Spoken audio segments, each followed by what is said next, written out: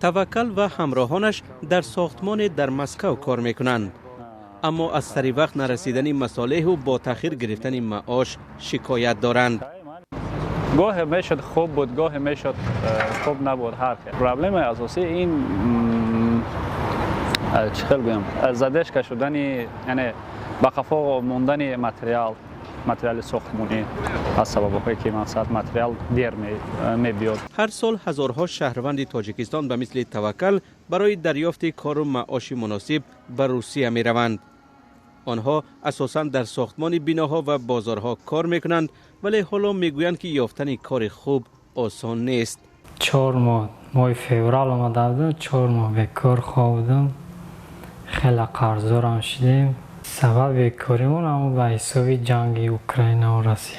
چند جدا کار میکردیم، پولمون رو نمیدادن حساب همین جنگ. به نقل مهاجران این حالت ماه فوریه امسال پیش آمد و هنوز ادامه دارد. زمانی که روسیه بر رغم دعوت‌های جهانی به خاک اوکراین تجاوز کرد و 7 ماه باز آنجا بند مانده است. مقصد مشکلات بودن، این گپ‌ها بودن.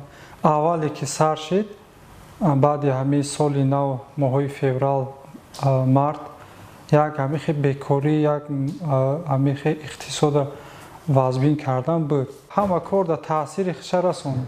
همه کار در همه ساحه تاثیر خش رسونید. تاجیکان کارگر در روسیه میگویند نبودن کار و سری وقت نگرفتن معاش سبب شده است که به عائله هایشان در تاجیکستان هم پول کمتر فرستند. همزمان میگویند با وجود مشکل شدن شرایط کار و زندگی در روسیه انتخاب دیگری ندارند. در تاجیکستان بیکاری مشکل اساسی ساکنان است و اگر کار هم یافت شود معاش مردم را قانع نمی کند.